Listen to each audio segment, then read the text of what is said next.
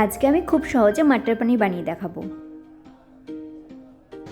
তার জন্য প্রথমে একটা কড়াইতে সাদা তেল গরম করে নেব। তেল গরম হয়ে গেলে পনিরগুলোকে সামান্য নুন দিয়ে ভেজে নেব।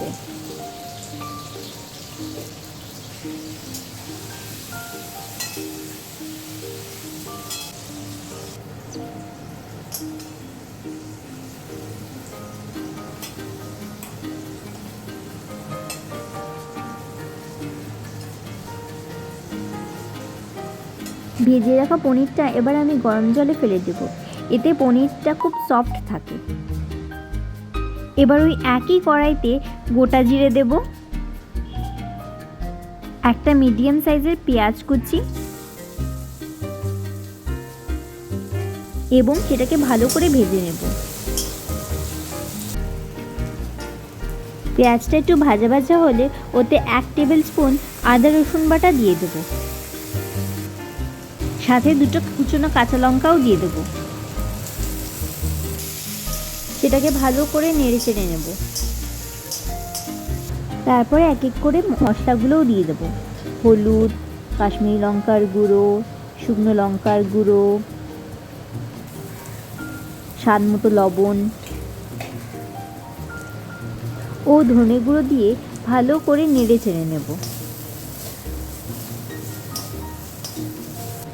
সাথে একটু গরম মশলাও দিয়ে দেবো।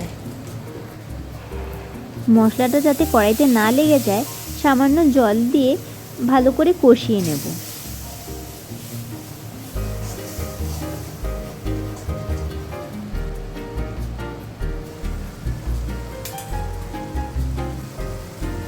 মশলা থেকে তেল ছাড়া শুরু করলে ওতে একটা মিডিয়াম সাইজের টমেটো পেস্ট করে দিয়ে দেবেন।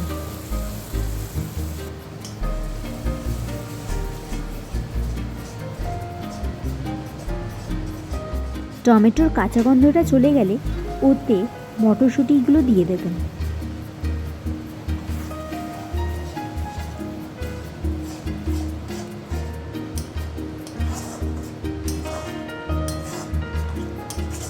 ভালো করে নেড়েচেড়ে নিয়ে ওতে পনিরের টুকরোগুলো দিয়ে দেবেন।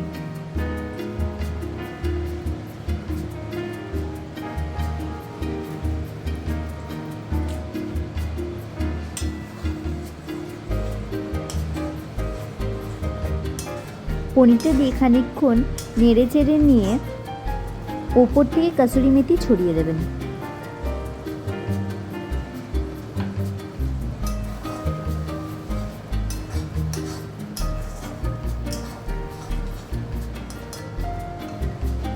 লাস্টে খানিকটা ওপর থেকে ফ্রেশ ক্রিম ছড়িয়ে দিলেই রেডি হয়ে যাবে আমাদের মাটার পনির।